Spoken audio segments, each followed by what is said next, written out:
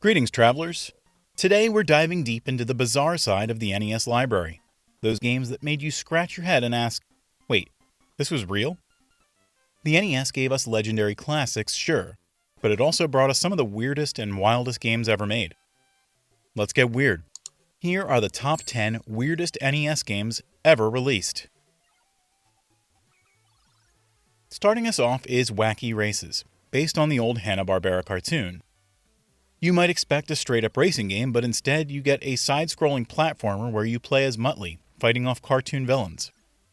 It's cute, it's chaotic, and it's not exactly the kart racer people probably expected. Still, there's something endearing about it, especially if you grew up with Saturday morning cartoons. Imagine a chubby baby angel floating through neighborhoods, dodging angry dogs, and eating snacks mid-air. That's Chubby Cherub. It's hard to describe how disjointed this game feels, but I'll try. It's part platformer, part fever dream. It's the kind of game that makes you wonder if you fell asleep and dreamed it into existence. Because when you think fun for kids, you think stock market simulation, right?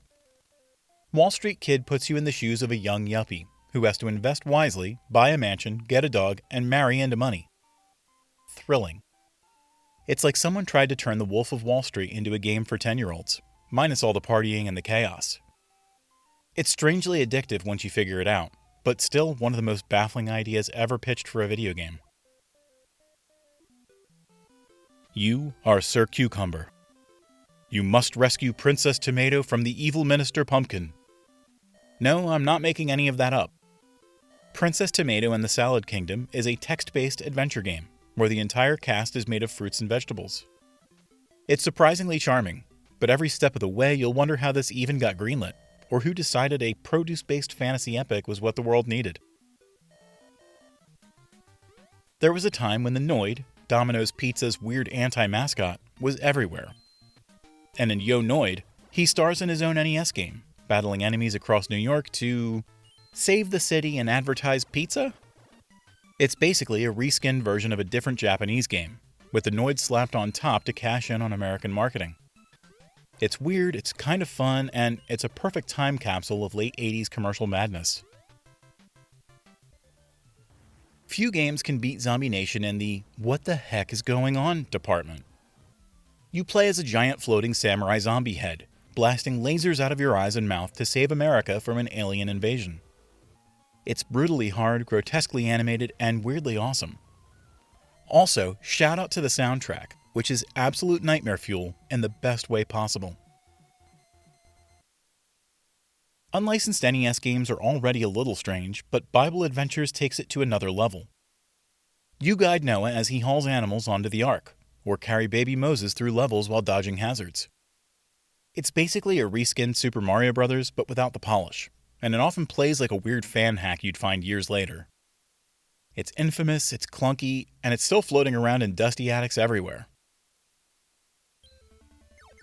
Monster Party starts as a quirky little horror parody, and then it gets dark. The enemy designs are grotesque, the boss fights are surreal.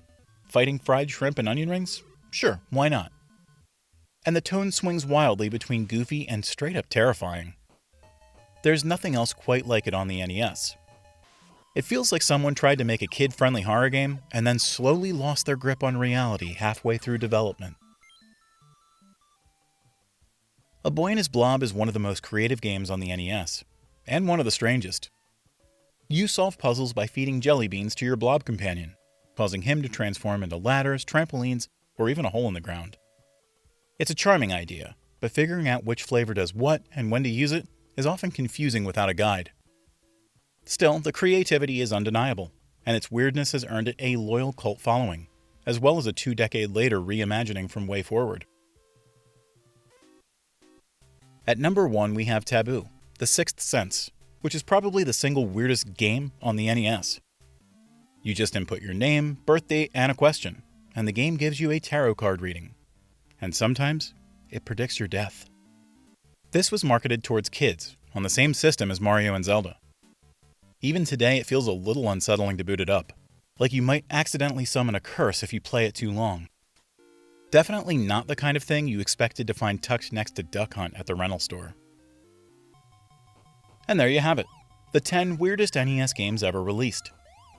From floating samurai heads to cursed tarot cards, these games prove that the NES era was wildly experimental.